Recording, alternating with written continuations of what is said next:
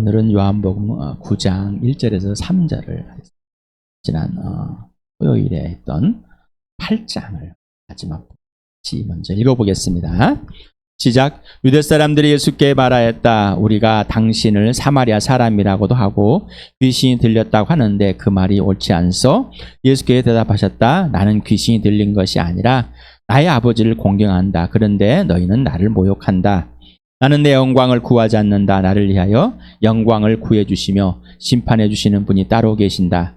내가 진정으로 너에게 말한다. 나의 말을 지키는 사람은 영원히 죽음을 겪지 않을 것이다. 유대 사람들이 예수께 말하였다. 이제 우리는 당신이 귀신 들렸다는 것을 알았소. 아브라함도 죽고 예언자들 죽었는데 당신이 나의 말을 지키면 영원히 죽음을 겪지 않을 것이다 하니 당신이 이미 죽은 우리 조상 아브라함보다 더 위대하다 말이요. 또 예언자들도 다 죽었어. 당신은 스스로를 누구라고 생각하오? 예수께서 대답하셨다. 내가 나를 영광되게 한다면 나의 영광은 헛된 것이다. 나를 영광되게 하시는 분은 나의 아버지시다. 너희가 너희 하나님이라고 부르는 바로 그분이시다. 너희는 그분을 알지 못하지만 나는 그분을 안다. 내가 그분을 알지 못한다고 말하면 나도 너희처럼 거짓말쟁이가 될 것이다. 그러나 나는 아버지를 알고 있으며 또 그분의 말씀을 지키고 있다.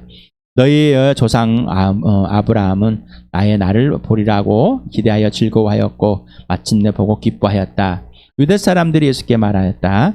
당신은 아직 나이가 50도 안 되었는데 아브라함을 보았다는 말이요. 예수께서 그들에게 말씀하셨다. 내가 진정으로 너에게 말한다. 아브라함이 태어나기 전부터 내가 있다. 그래서 그들은 돌을 들어 예수를 치려고 하였다. 그러자 예수께서는 몸을 피해서 성전 바깥으로 가셨다. 오늘 할 내용을 같이 읽겠습니다. 시작. 예수께서 가시다가 날 때부터 눈먼 사람을 보셨다. 제 아들이 예수께 물었다. 선생님, 이 사람이 눈먼 사람으로 태어나는 것이 누구의 죄 때문입니까? 이 사람의 죄입니까? 부모의 죄입니까? 예수께서 대답하셨다. 이 사람이 죄를 지은 것도 아니요 그의 부모가 죄를 지은 것도 아니다. 하나님께서 하시는 일들을 그에게서 드러내시려는 것이다.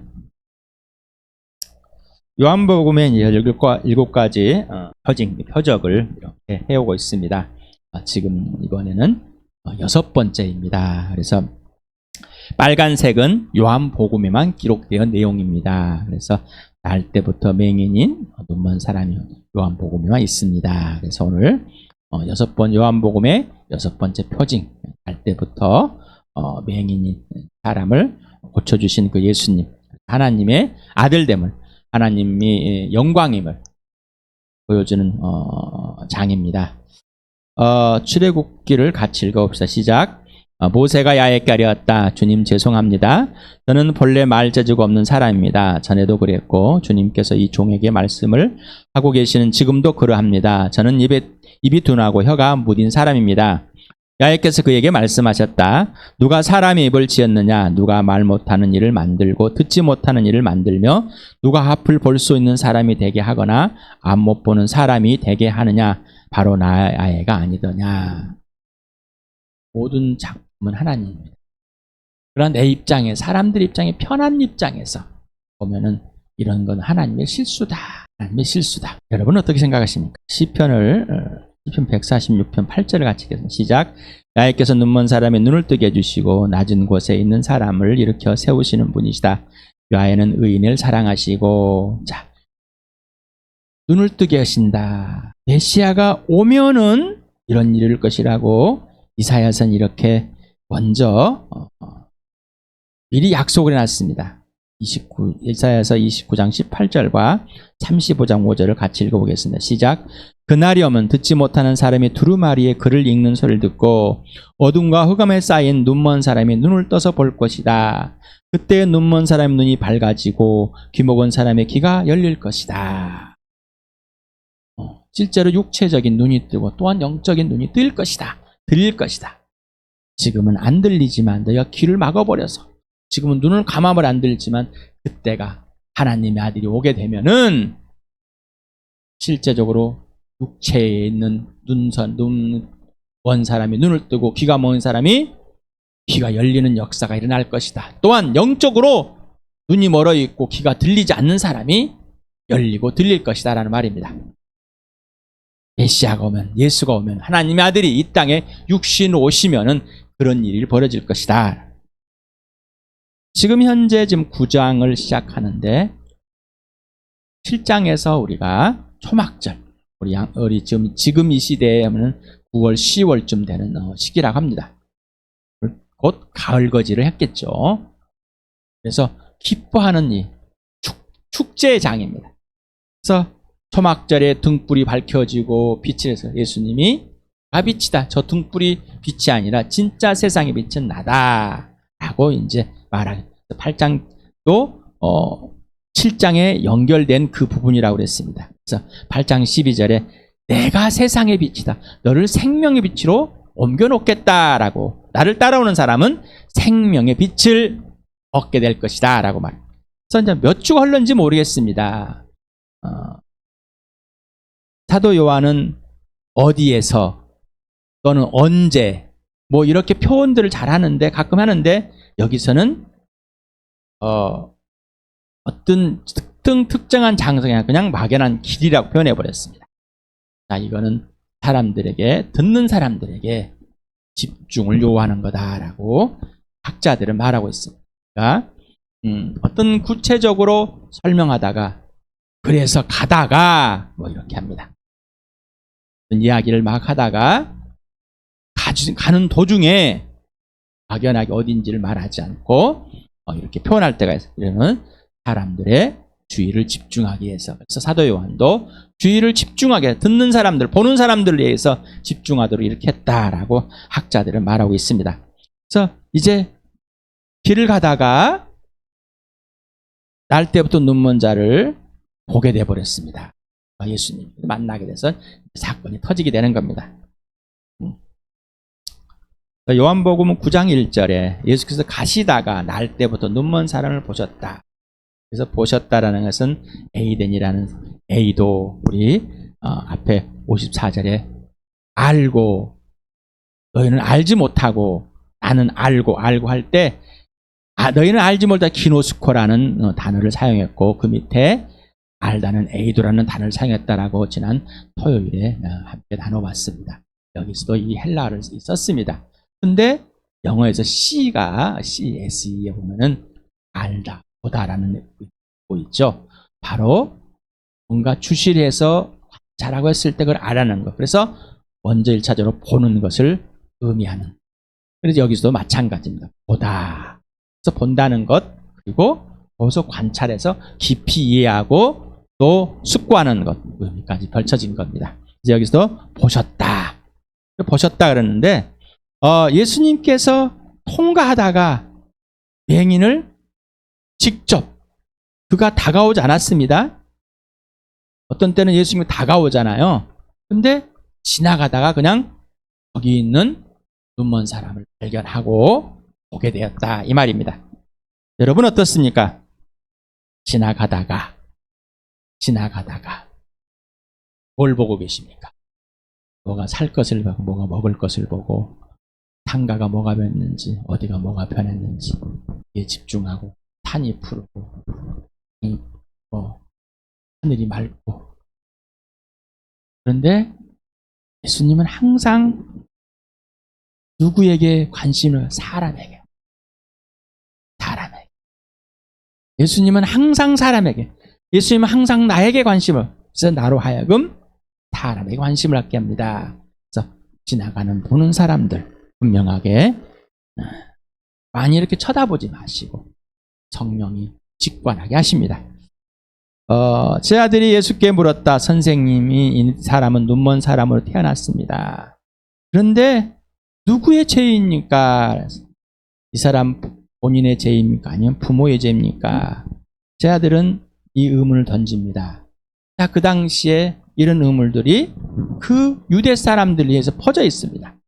그냥. 그래서 이 사람은 왜 질병에 걸렸나? 태어날 때부터. 근거를 찾으면 죄 때문에 그럴 것입니다. 죄. 그런데 이 죄의 결과가 자신의 죄이냐 부모의 죄냐라고 이렇게 예수님에게 제 아들은 물어봅니다. 죄에 대한 잘못된 인식이 있습니다. 출애굽기 20장 5절을 같이 읽읍시다. 시작. 너희는 그것들에 절하거나 그것들을 섬기지 못한다. 나야의 너희 하나님은 질투하는 하나님이다. 나를 미워하는 사람에게는 그 죄값으로 본인뿐만 아니라 3, 4대 자손까지 벌을 내린다. 십계명에서 이제 하나님을 경외하지 않는 자, 하나님을 신뢰하자, 하나님을 원수진 자, 그 사람에게는 벌을 내리겠다. 그런데 그 벌이 3대까지. 그래가지고 이게 이제 부모의 유전적인 죄다. 부모가 잘못했기 때문에 자식이 잘못된 이 죄의 대가를 치를 것이다라는. 그러나 십계명에서는 그런 의미가 아니라 죄에 대한 영향을 너는 그대로 받을 수밖에 없다라는 겁니다. 여러분 부모이십니까? 여러분 부모인데 죄의식이 없습니다. 죄의식이 없어서 자녀들에게 죄의식을 가르치지 못합니다. 죄의식을 가르치지 못하니 그들이 어떤 게 범죄함인지, 어떤 게 범죄하며 하나님께 순종하는 일인지 구분을 못 시켜줍니다. 왜? 본인이 구분을 못해. 그래서 자녀들이 그 범죄에 들어가 있습니다. 여러분 보십니까? 출애굽기 34장 6절을 같이 읽겠습니다. 시작. 야훼께서 모세의 앞으로 지나가시면 선포하셨다. 나 주는 자비롭고 은혜로우며 노하기를 더디하고 한간 사랑과 진실이 풍성한 하나님이다. 수천대 이르기까지 한결같은 사랑을 베풀며 악과 허물과 죄를 용서하는 하나님이다. 그러나 나는 죄를 벌하지는 않은 채 그냥 넘기지 아니한다. 아버지가 죄를 지으면 본인에게뿐만 아니라 3, 4대 자손에까지 벌을 내린다. 민수기도 읽겠습니다. 시작. 나 주는 노하기를 더디하고 사랑이 넘치어서 죄와 허물을 용서한다. 그러나 나는 죄를 벌하지 않은 채 그냥 넘어가지 아니한다. 나는 아버지가 죄를 지으면 본인뿐만 아니라 자손 3, 4대까지 벌을 내린다고 말씀하셨으니. 자, 분명히 여기는 이제 부모의 죄가 계속해서 자녀에까지 물려간다는 것을 계속 말하고 있습니다. 그래서 지금 유대인들은 여기에 따라서 부모가 범죄했기 때문에 지금 그 죄의 대가는 바로 질병으로 나타난다라고 이들은 인식하고 있습니다. 여러분 현재 대한민국에 사람 살고 있습니다. 여러분 어떻습니까? 여러분은 어떤 잘못이 있거나 어떤 좋지 않은 일도 우환이라고 그럽니다. 액이라고 그럽니다. 토테미즘의 사랑에서 액이라고. 잘못된 거. 마귀가 귀신이 장난친다는 얘기겠죠. 그래서 뭘 잘못했을 때 내가 왜 이랬을까? 내가 뭘 잘못했기에 이런 병이 걸렸을까라는. 저희 아버지가 간암에 걸렸습니다. 그래서 이제 병원에서 한 달 선고를 받으시고 제가 병문안을 갔습니다. 저에게 막둥아, 내가 뭔 죄를 지었길래 이런 병에 걸리냐? 나는 잘 살아왔다고 생각을 했는데 그때 저는 예수를 믿지 않았습니다. 아버지께 힘만 잡아드리세요. 제 마지막 생전에 뵌 겁니다. 지금도 생생합니다. 침상에서. 근데 아버지 눈을 맞출 수가 없어요. 내 마음이 아프고 눈물이 울컥울컥 나오고. 그때 그 당시에 내 모습입니다. 그 당시에. 내 사랑하는 아버지가 이제 한 달밖에 안 남았고 내가 이게 마지막인 거구나. 오는 길 30분 보고 왔습니다. 여러분은 내가 뭔 죄를 지었길래 내가 뭔 죄의 대가를 받고 있을까? 우리나라 대한민국에서 이런 것들이. 그래서 뭔가 잘못된 일이 했을 때는 액땜했다. 또는 다른 사람이 그래 봐. 네 부모를 보면 네가 벌 받은 거야. 이런 것은 그냥 너무나 자연스럽게 일어나는 현상. 예수를 믿으십니까? 예수를 믿고도 마찬가지예요. 하나님 나 버렸어. 하나님께 나 쳤어. 자기 스스로 판단을 합니다. 욥기 2장 1절에 10절. 아무런 잘못이 없는데 하나님께서 제 결과가 아니죠. 요한복음은 다릅니다. 벳사다 연못의 병자를 고칩니다. 그런데 14절에 이젠 다시는 그와 같은 범죄를 하지 마라. 범죄 때문에 그 병에 걸렸다는 것이 움직이지 못하는 것. 그래서 여러분 스스로가 나를 함부로 판단하지 마시고 상대방도 한다면 함부로 판단하지 마시 바랍니다. 성령이 여러분에게 알려주십니다. 하나님이요. 예수 안 믿는 사람 내가 왜 이렇게 아플까요? 내가 뭘 벌받아가지고 저는 그냥 짠합니다. 알아듣지도 못합니다. 근데 눈이 열리고 귀가 열려야 할 사람도 알아듣질 못합니다. 하나님의 자녀, 예수 믿는 사람도 알질 못하고 있습니다. 에스겔서 8장을 같이 읽어봅시다. 시작. 야훼께서 나에게 말씀하셨다. 너희가 어찌하여 이스라엘 땅에서 아직도 아버지가 신포도를 먹이면 아들의 이가 시다 하는 속담을 입에 담고 있느냐? 나 주야의 말이다. 내가 나의 삶을 두고 맹세한다. 너희 가운데서 어느 누구도 다시는 이스라엘에서 이런 속담을 입에 담지 못할 것이다. 모든 영혼은 나의 것이다. 아버지의 영혼이나 아들의 영혼이 똑같이 나의 것이니 범죄하는 그 영혼이 죽을 것이다. 에스겔 선지자가 활동할 그 당시도 뭐라고요? 아버지의 포도주, 이 신포도주가 아들의 시다. 이 말은 아버지 것이 아들에게 온 거예요. 그래서 아버지의 이 신포도를 먹으면, 아버지가 먹으면 뭐예요? 아들도 쳐. 아버지가 먹었는데 아들이 쉴 이유는 없잖아요. 그런데 그렇게 속담을 만들어 놓고 그걸 유행시키겠다는 거죠. 그래서 그거를 편견을 갖고 정죄를 하고, 그리고 조상에게, 우리나라도 많잖아요. 요를 잘 쓰고 잘 빌고 잘 찾아가고 뭐 하고. 왜 그래요? 조상을 잘 모셔야지 복을 받고, 잘못 모시면 어떻게 해요? 벌을 받아요. 우리는 스스로 그렇게 만들어놨습니다. 정죄함. 성경은, 하나님은 각자의 범죄는 각자가 책임지는 겁니다. 그러니 또 역으로 아버지 어머니가 예수 믿는다고 해서 자녀가 예수 믿는 게 아닙니다. 구원도 각자의 것입니다. 신명기를 한번 같이 읽어봅시다. 시작. 당신들이 책 기록된 율법의 모든 말씀을 성심껏 지키지 않고 주 당신들 하나님이 영광스럽고 두려운 이름을 경외하지 않으면 야훼께서 다 당신들과 당신들의 자손에게 큰 재앙을 내리실 것입니다. 그 재난이 크고 그치지 않을 것이며 그 질병이 심하고 오래 계속될 것입니다. 또한 야훼께서는 율법책에 기록되지 않은 온갖 질병과 재앙을 당신들이 망할 때까지 당신들에게 내리실 것입니다. 시편 107편 17, 18을 같이 읽겠습니다. 시작. 어리석은 자들은 반역의 길을 걷고 죄악을 저지르다가 고난을 받아 밤낮까지 이뤘으니 이미 죽은 문턱까지 이르렀다. 고린도전서 11장 3절을 같이 읽겠습니다. 시작. 이 때문에 여러분 가운데는 몸이 약한 사람과 병든 사람이 많고 죽은 사람도 적지 않을 것입니다. 개인의 범죄로 질병이 일어날 수도 있습니다. 라는 겁니다. 근데 이거를 누구한테만? 예수 믿는 사람이 수 있습니다. 물론 예수 믿지 않은 사람도 그럴 수 있습니다. 하나님이 주고. 자, 눈 뜬 사람, 눈 감는 사람, 눈 먼 사람도 하나님께서, 귀가 있는 사람, 귀가 없는 사람도, 들리는 사람, 못 들리는 사람, 모든 사람을 다 누가 만들었다고요? 하나님께서 만드셨습니다. 고린도서 12장 7절을 같이 읽겠습니다. 시작.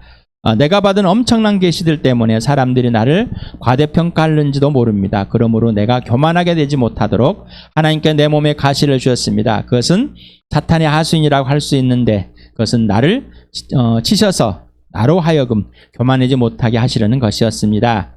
그러나 주님께서는 내게 이렇게 말씀하였습니다. 내 은혜가 내게 족하다. 내 능력은 약한 데서 완전하게 된다. 그러므로 그리스도의 능력이 내게 머무르게 하기 위하여 나는 더욱더 기쁜 마음으로 내 약점들을 자랑하려고 합니다. 그러므로 나는 그리스도를 위하여 병약함과 모욕과 궁핍과 박해와 곤란을 겪는 것을 기뻐합니다. 내가 약할 그때에 오히려 내가 강하기 때문입니다. 자, 조상의 부모의 범죄 때문에 내가 질병에 걸리진 않습니다. 부모의 죄는 부모의 죄, 나의 죄는 나의 죄입니다. 또한 나 개인의 범죄로 질병에 걸리고 죽기도 합니다. 세 번째, 하나님께서 나에게 이 질병을 주어서 교만하지 않게끔, 그리고 살아계신 예수 그리스도의 부활의 능력이 내 안에서 이루어지고 그 능력 안에서 내 약함이 오히려 하나님의 능력을 알고 오히려 내 약할 때 진짜 내 능력, 예수 그리스도께서 내 안에서 이루시는 그 능력이 발휘되게 하시려고 육신의 질병을 하나님께서 주시기도 합니다. 또한 육신의 질병을 통해서 고통과 상황과 환경을 통해서 하나님께 돌아오게 하십니다. 불신자에게는 하나님께 돌아오고 또 신자에게 또한 마찬가지입니다. 사랑하시는 아들을 사랑하심으로 아들에게 징계합니다. 자, 하지만 불신자에게는 이탕탕 말씀하지 마시고 이때가 바로 하나님께 돌아올 때입니다 라고만 하시기 바랍니다. 그리고 여러분 예수 믿으십니까? 자, 그러면 여러분의 구원의 보증이요, 여러분을 예수 믿게 해주시고 여러분을 인쳐주신 진리형 성령 하나님께 꼭 물어보시기 바랍니다. 내가 왜 이런 상황에 이렇게 있습니까? 또한 분명한 것은 그렇게 찾아서 하시길 바랍니다. 또한 다른 사람에게 점쟁이 되지 마시기 바랍니다. 나 왜 아플까 물어보면 네가 그래서 그런 거야, 이러지 마시기 바랍니다. 성령이 알려주실지라도 성령이 말하자고 할 때 하는 것이지, 여러분 성령이 말하라고 할 때는 그 인생을 책임지시기 바랍니다. 그 인생을 책임지지 않는 이상은 말하지 마시기 바랍니다. 목숨을 그 사람을 사랑하지 그 인생을 책임져 주지 못할 것은 말하지 마시기 바랍니다. 아는 체 하지 말란 말, 잘난 체 하지 마시란 말. 그 인생을 마음과 목숨과 뜻과 힘을 다해 사랑하는 성령이 알려준 대로 말하자 할 때 말하시기 바랍니다. 하나님께서는 여러분을, 우리 교회를 사랑하십니다. 그 사랑이 실체가 되기 바랍니다. 하나님의 아들이 나를 내 모습이대로 사랑하시고 내 모습 용서하시고 용납하시고, 용서는 분명한 범죄함들이 일어났을 때 그 용서함이 무엇인지, 용납은 내가 그 범죄함 그 자체를 그대로 내 모습이대로, 또한 내 연약함과 나약함, 부족함, 이 모습 내 모습이대로 용납해 주시는 그 예수님을 꼭 경험하시기 바랍니다. 3절 같이 읽어보겠습니다. 시작. 예수께서 대답하셨다. 이 사람이 죄를 지은 것도 아니요 그의 부모가 죄를 지은 것도 아니다. 하나님께서 하시는 일들을 그에게서 드러내시려는 것이다. 어떤 사건이 일어나고 어떤 상황이, 어떤 환경이 일어났을 때 최우선은 하나님의 일입니다. 하나님은 지금 무엇을 하고 싶으실까? 어떤 계획을 갖고서 어떤 걸 알려주시고 싶으실까? 그리고 하나님의 뜻을 행하시고 일을 이루시는 것이 무엇일까? 이게 중요합니다. 그런데 우리는 상황과 환경이 벌벌 떱니다.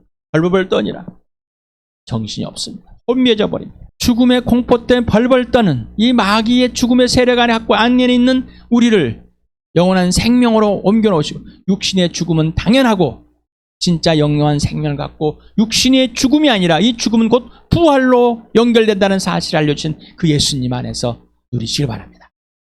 담대하시길 바랍니다. 여기서 드러내시다라는 단어가 나옵니다. 파노로메라는 이 가정법 과거로 써 있는데 원형은 파네로입니다. 드러내시다, 불천내다, 보여주다, 뭐 이런 겁니다. 그래서 가정법 과거는 이례적인 이야기를 행위를 보는데, 여기서 가정법을 사용한 이유는 예수님의 의지적인 행위, 곧 드러내시려고 거기에 동참하고 하나님께서 의지적으로 그렇게 하신다라는 표현을 한 겁니다. 그래서 수동태를 사용했습니다. 하나님께서 이 날 때부터 눈먼 자를 하나님의 일을, 하나님의 영광을, 하나님의 일을 보여주고 싶어가지고 그러하셨다라고, 하나님이 그렇게 하셨다라고 의지를 표현한 겁니다. 하나님의 의지. 그리고 예수님이 하나님의 일을 보고 그 눈먼 자를 보고 하나님이 하신 일에 동참한 겁니다. 누가? 예수님이. 자기 스스로가 아니라 하나님 아버지께서 아들에게 그 일을 보여주고 그 눈먼 사람을 만나게 하실 때 예수님은 만나고 지금 고백합니다. 아버지가 하실 일이다. 아버지가 하실 일이다. 예수님은 자기 스스로 어떤 일을 만들어낸 것이 아니라 아버지가. 그러는 예수님이 눈 보는 것에 초점을 갖다 둡니다. 예수님이 봤기 때문에. 그런데 예수님은 항상 그랬어요. 나는 아버지가 보여준 거 다 보지만은 아버지가 하라는 것만 한다라는 거예요. 아버지가 하라는 것. 여러분 어떻습니까? 여러분에게 오늘 또 말합니다. 성령님이 여러분이 가난한 사람을 도와주려고 그럴 때 도와주지 말으라 그러면은 멈춰야 되는 거예요. 여러분에게 돈이 10,000원밖에 없습니다. 그리고 집을 10km 떨어져 있습니다. 성령께서 10,000원을 주라면 줘야 됩니다. 그리고 10km를 걸어가셔야 됩니다. 아버지가 무엇을 할 것인가 마르다처럼 방해하면 안 됩니다. 세상 사람들의 자랑을 받으면 안 되는 거예요. 거기다 자기 걸 끼워놓지 마시 바랍니다.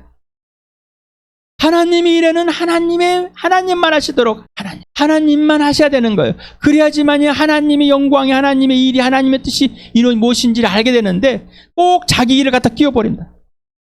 자기 재능을 끼고 자기 자랑을 끼워놓고. 근데 자기는 방해를 한지 몰라요. 차라리 제자들처럼 물어본 내 모습 이대로를, 내 모습, 내 생각, 가치관 이게 맞습니까? 라고. 이 사람의 범죄가 자기 잘못입니까? 아니면 부모의 잘못입니까? 라고 차라리 물어본 게 낫습니다. 차라리 지금에 있는 내 틀린 것을 가지고 차라리 물어본 것이 훨씬 낫습니다.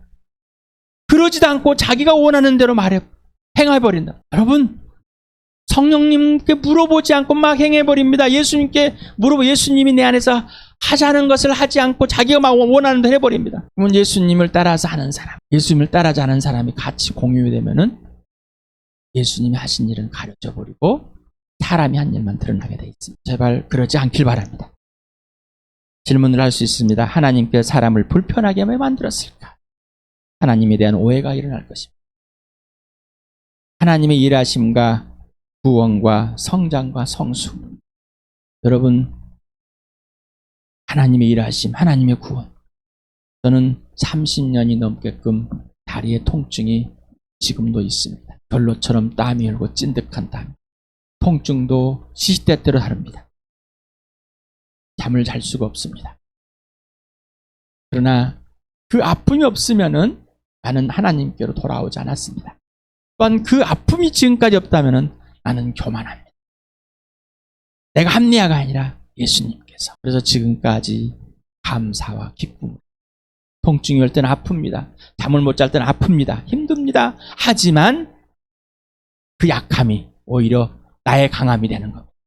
예수님의 일하심이, 하나님의 일하심, 성령 일하심을 보게 되고 거기에 하게 됩니다. 그리고 나를 성장하게 하고 성숙하게 합니다. 이유는 하나님과 대면하는 시간이 너무나 기니까. 도망갈 수도 없어. 내가 할 수도 없습니다. 그러니 할 수 있는 것은 딱 한 가지, 예수님과 대화하는 것뿐입니다. 사귀는 것, 물어보는 것 외에는 없습니다. 하나님에 대한 오해. 불신자는 오해할 수밖에 없습니다. 그러나 신자는 오해하지 마시기 바랍니다. 하나님에 대한 불평과 시기하지 마시고 오직 하나님 말씀과 하나님께서 우리 마음에 하나님이 기뻐하시는 일을 염원하게 하시고 실천하는 일에 동참하시길 바랍니다. 그래서 하나님의 일이 무엇인지가 항상 초점이 되고 전부가 최우선되는 나와 여러분 되길 축복합니다.